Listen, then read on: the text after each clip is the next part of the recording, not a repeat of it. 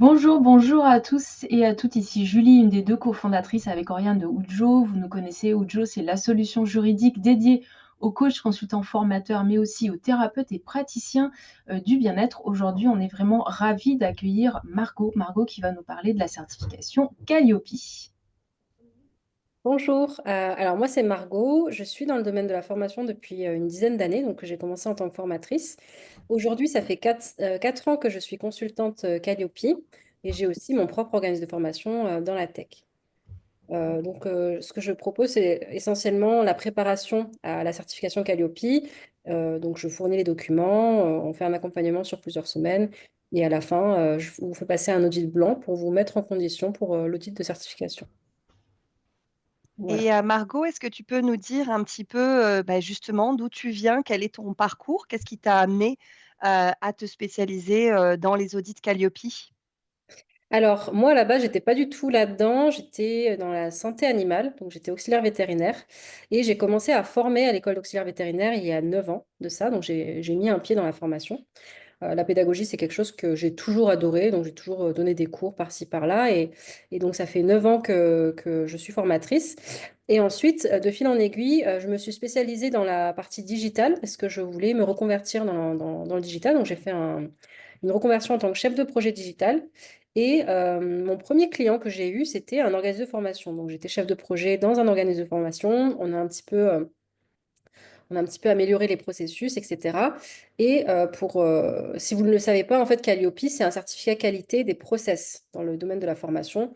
Donc, naturellement, en tant que chef de projet spécialisé dans la formation, bah, je suis devenue consultant de formation Calliope. Voilà. C'était un peu le parcours logique et je ne soigne plus les animaux. Et est-ce que tu peux nous dire un peu plus, pourquoi le nom, Lunani, qui est le nom de ton entreprise, de ton organisme?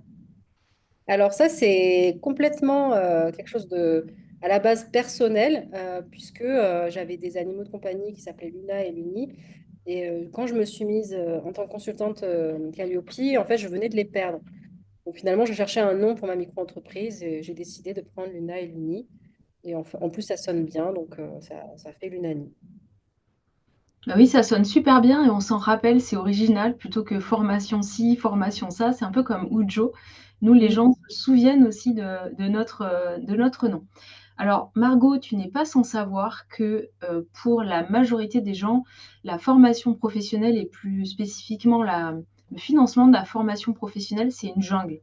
On comprend rien, c'est rempli d'acronymes, OPCO, CPF, Calliope, etc. Donc déjà, est-ce que tu peux nous expliquer de manière très simple et tu es hyper pédagogue, donc ça, c'est une chance pour nous. Donc, est-ce que tu peux nous expliquer tout ça en quelques mots? Alors, il faut savoir que la formation professionnelle en France est réglementée. Donc déjà, quand on est formateur ou formatrice, il faut se déclarer auprès de l'ADRIS, donc c'est la direction régionale, départementale enfin, voilà, du ministère du Travail. Donc une fois qu'on est formateur, il faut se déclarer. Donc ça, c'est la première étape. La formation professionnelle est réglementée puisque c'est le ministère du Travail qui régit donc, toute la formation professionnelle. Et vu qu'on a des droits au niveau des financements, c'est d'autant plus important, et vous qui êtes dans le juridique, vous pouvez, je pense, appuyer dessus, c'est qu'il faut vraiment que ce soit un coach, un formateur ou quelqu'un qui se lance dans la formation professionnelle, qui propose des formations professionnelles, se déclare auprès de la DRIT. Ça, c'est le premier point et je fais un point d'honneur sur ça parce que je vois trop de gens qui ne sont pas déclarés. Entre parenthèses, si vous proposez de la formation pour des particuliers ou dans le cadre de loisirs, ou si c'est des cours de yoga ou des cours de langue étrangère, etc., pour les particuliers, vous n'avez pas besoin de vous déclarer. C'est uniquement la formation professionnelle, qu'elle soit certifiante ou non. Donc ça, c'est la première étape. Et du coup, on vous délivre un numéro d'activité qui s'appelle le NDA. C'est pour ça que vous avez souvent ce mot aussi NDA qui traîne sur les sites Internet.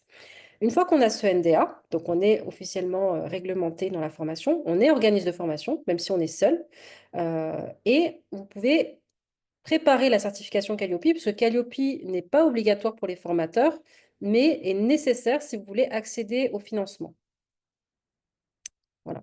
Et donc, une fois que vous avez un organisme de formation certifié Calliope, donc si vous êtes formateur certifié Calliope, vous pouvez faire bénéficier des financements à vos apprenants Donc, les financements de tout type, CPF, OPCO, tout ça. Et après, je peux développer sur la partie financement si vous voulez. Oui, Donc, vas-y. ouais. Les financements professionnels, désolée, j'ai un peu le nez qui coule. Les financements professionnels sont divers et variés en France et dépendent du statut dont vous dépendez. Donc, si vous êtes des particuliers, bah, vous savez qu'en tant que salarié, on cotise au CPF jusqu'à 500 euros par an. Donc, on a des droits CPF. Alors, le CPF, c'est un peu particulier. Bien sûr, il faut avoir Calliope, mais pour accéder à sa formation au CPF, il faut qu'elle soit certifiante. Donc, c'est encore un autre parcours après Calliope. Il faut référencer sa formation au RNCP ou au RS. Donc, c'est des registres nationaux qui délivrent une certification. Donc, vous prouvez que derrière, il y a des promotions, qu'il y a un jury de délivrance de la certification, etc. Donc, ce n'est pas n'importe quelle formation qui est éligible au CPF. Ça, c'est vraiment que sur la partie CPF. Mais en revanche, si vous donnez des formations à des indépendants, des entreprises, ou n'importe quel type d'entrepreneur, vous avez des financements par les OPCO, par des fonds d'assurance de formation. Donc, en France, il y a 11 OPCO qui sont tous spécialisés dans des secteurs d'activité différentes. On a des fonds de formation, par exemple, nous, les indépendants, je ne sais pas quel statut vous avez, mais en tant qu'auto-entrepreneur, par exemple, on dépend du FIFPL ou du FAFCA ou de l'AGFI, c'est des fonds d'assurance de formation. Et pareil, on a des budgets en formation jusqu'à 600 euros, 1000 euros à l'année en fonction de notre corps de métier. Donc, les financements sont en fonction du statut, donc en fonction du code APE. Et vous pouvez trouver des sites où, si vous ne savez pas de quel financeur vous dépendez, vous tapez financement pour, je ne sais pas, coach sportif ou financement formation pour pharmacien et vous trouvez votre financeur. Voilà, pour les financements. Donc, il n'y a pas que le CPF et il y a de multiples dispositifs de financement. Pareil, une fois qu'on a Calliope, on peut référencer ces formations à France Travail. Donc, tous ceux qui sont demandeurs d'emploi, ils peuvent passer par France Travail pour accéder à vos formations et se faire financer. Il y a aussi des aides de région, il y a aussi des aides nationaux, internationaux, si c'est des étudiants en Erasmus, etc. Enfin, il y a plein de dispositifs. Il y en a qui sont spécialisés dans la transition professionnelle. Donc, si vous êtes salarié d'une boîte et que vous faites une demande pour vous reconvertir, eh ben, on peut avoir accès à une autre enveloppe de financement. Il y a des enveloppes spécifiques aussi aux personnes en situation de handicap, qui est la GFIF. Donc, en fait, il y a plein de dispositifs. Ça ne sert à rien de les connaître par cœur parce qu'au moment où, si vous voulez, si demain, en tant que coach ou formateur, donc d'abord, il faut avoir le NDA, vous voulez ensuite accéder au financement, vous passez Calliope et ensuite, vous vous posez la question à qui est destinée la formation. Et en fonction, ben, vous allez chercher les financements. Parce que j'imagine que vous avez qu'une ou deux formations à proposer spécifiques à un corps de métier. Donc, en général, les financeurs, c'est tous les mêmes, puisqu'ils sont spécifiques au secteur d'activité. Alors, si on fait un petit step back, un retour en arrière sur justement les opportunités. Tu sais qu'au sein d'Ujo, on accompagne principalement les thérapeutes, les professionnels du bien-être, ainsi que les coachs, consultants, formateurs à sécuriser leur activité et dans cette communauté-là, bon nombre d'entre eux voient la formation et la certification Calliope comme une opportunité de marché pour développer leur chiffre d'affaires, pour augmenter leur visibilité, peut-être aussi pour d'autres raisons, juste de transmission. Est-ce que tu peux, nous dire, toi qui es de l'autre côté, quelles sont, quelque part les opportunités pour les coachs, les thérapeutes, de devenir organisme de formation certifié Calliope? Alors, tout dépend du coup de votre business model. Si vous faites du consulting et de la formation en parallèle et que si la formation, elle représente, je ne sais pas, très peu par rapport à votre activité, il faut se poser la question, est-ce que Calliope est nécessaire? Puisque la certification Calliope, c'est un certificat qui est renouvelé tous les 3 ans, donc il faut le repasser tous les 3 ans. Ça veut dire qu'il faut le payer tous les 3 ans aussi. Il faut avoir un process qui est assez rigoureux parce qu'il faut une traçabilité sur les dossiers d'inscription des apprenants, etc. Donc, posez-vous la question, quelle est mon activité? Est-ce que je veux plus tendre vers la formation? Est-ce que je veux faire un peu de formation, un peu de conseil? Ou est-ce que je veux faire que de la formation? Donc déjà, ça, c'est la première étape. Deuxième étape, posez-vous la question, est-ce que ma formation est destinée à des professionnels? Et dans ce cas-là, oui, c'est intéressant d'avoir Calliope. Et une fois que vous passez Calliope, donc la certification Calliope, elle coûte entre 1000 et 3000 euros, donc tous les 3 ans à renouveler. C'est vite rentabilisé si vous faites au moins 2, 3 formations dans l'année, dans tous les cas.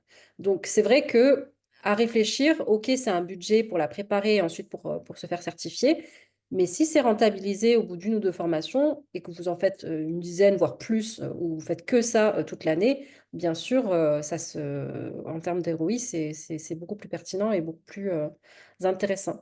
Sachant que les formateurs aujourd'hui n'ont pas donc l'obligation d'avoir Calliope, mais la formation professionnelle évolue et il se peut que dans plusieurs années, ça devienne obligatoire pour tout le monde. Donc c'est aussi à voir si vous voulez le passer maintenant, au moins le préparer. En tout cas, posez-vous la question, est-ce que la formation représente une activité importante au sein de votre activité, etc.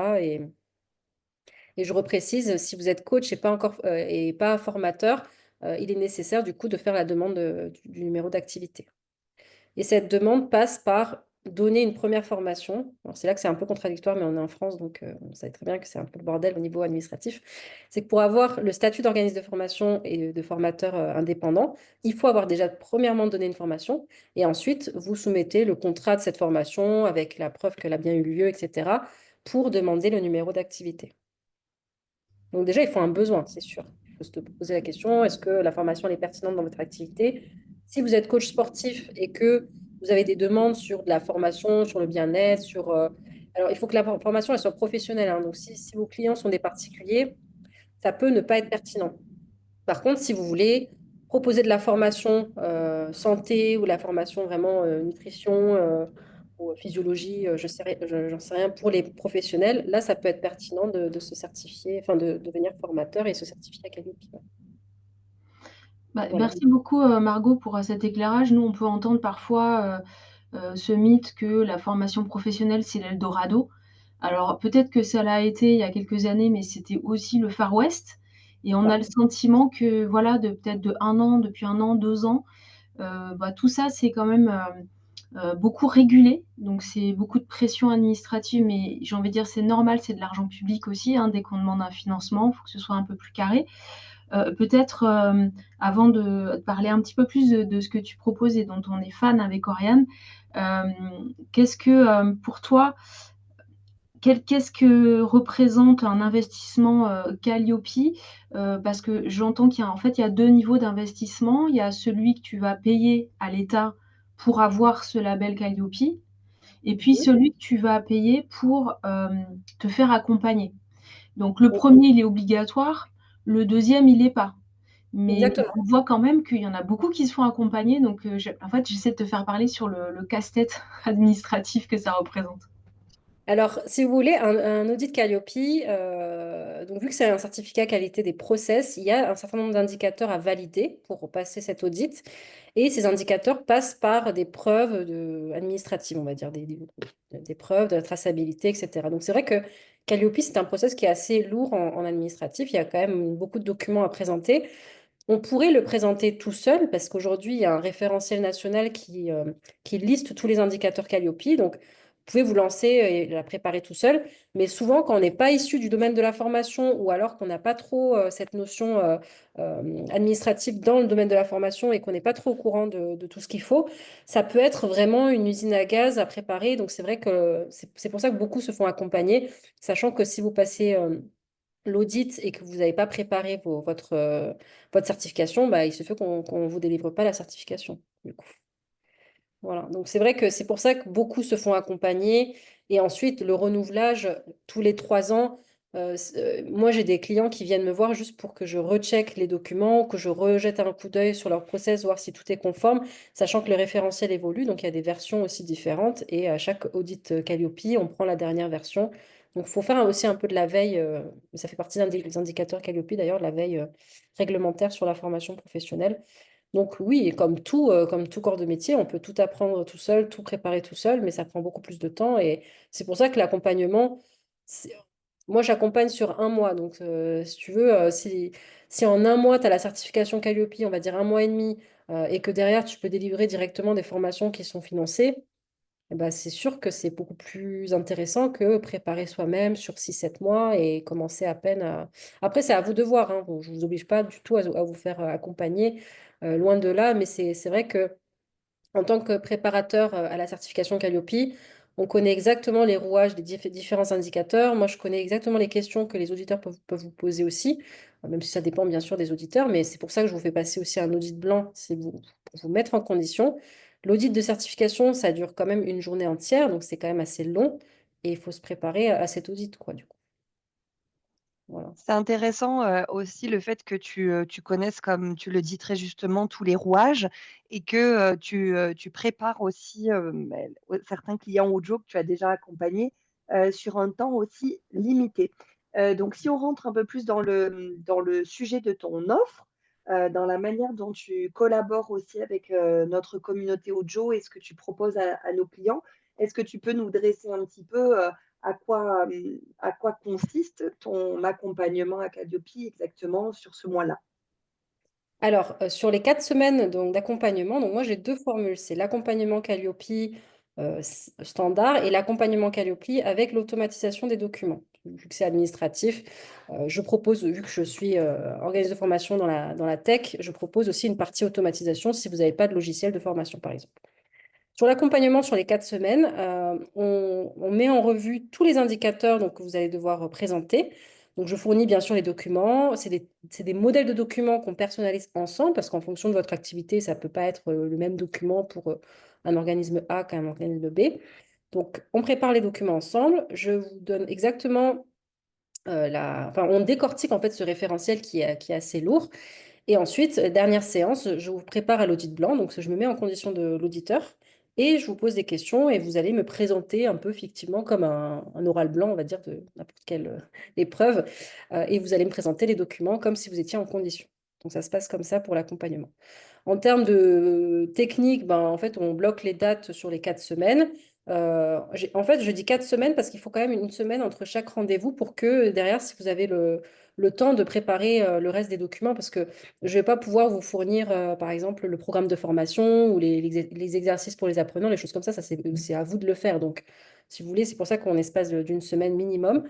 Et ensuite, je mets un drive partagé avec tous les documents et j'ai un petit tableau de bord et en fait, on déroule indicateur par indicateur et une fois que c'est validé, bah, je le mets validé. Et voilà, je vous fais une to-do en fait toutes les semaines à préparer aussi.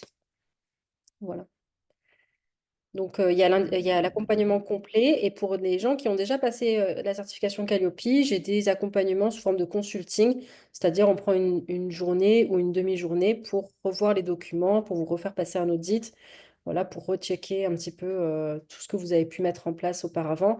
Parce que le plus difficile, finalement, c'est pas forcément le premier audit, parce qu'en général, on y est bien préparé, c'est le renouvellement. Et bien souvent, les organismes de formation galèrent un petit peu dans les renouvellements parce les process sont un peu moins bien mis en place. Et il y a eu plein d'autres formations entre-temps et du coup, tout n'est pas forcément dans les clous, etc. Et donc, une question aussi importante pour ceux qui nous écoutent, quels sont, les investissements qui sont nécessaires pour nos clients ou ceux qui nous écouteraient, pour passer à travers tes services, pour être accompagnés par toi? Alors, moi, je propose un accompagnement du coup Calliope standard sur 1 700 € hors taxe, parce que je ne suis pas encore assujettie à la TVA. On verra en juin si, si ça passe ou non. Et pour l'accompagnement Calliope plus automatisation, je suis à 2 100 €. D'accord. Donc, si, nos clients Ujo, viennent, te contacter, comment ils vont être reçus? Alors, bien sûr, il y aura une petite remise fidélité d'Ujo, hein. On estime à 10%, hein, donc ils ont 10% en moins sur l'offre totale. Et en plus de ça, je fournis un petit guide pratico-pratique voilà, pour mettre en place ce process et pour que ça puisse se garder tous les 3 ans et que voilà, c'est une petite checklist en fait qu'ils ont à vérifier tous les ans pour rester un peu au niveau. Merci beaucoup, on apprécie beaucoup Margot que tu fasses ce geste pour nos clients. C'est vrai que nous, on a vraiment à cœur de les aider au-delà du juridique et on a des partenariats comme ça avec quelques partenaires bien choisis et on touche d'ailleurs pas de commission. Donc si on vous recommande Margot, c'est parce qu'on estime qu'elle est compétente et que des clients à nous sont déjà passés par elle et qu'ils étaient ravis. Donc allez-y et on vous mettra en commentaire le lien vers le site Lunani de Margot et puis son contact mail aussi. Voilà, n'hésitez pas à Merci me beaucoup Margot. contacter, Merci à vous et n'hésitez pas du coup à dire que vous venez de la part de Joe, comme ça je saurai exactement d'où vous C'est venez. ça, n'hésitez pas. Merci encore Margot, c'était intéressant. Tu as réussi à Oui, expliquer simplement ce qui paraît horriblement compliqué de l'extérieur. c'est vrai. Merci beaucoup Margot. Merci à vous.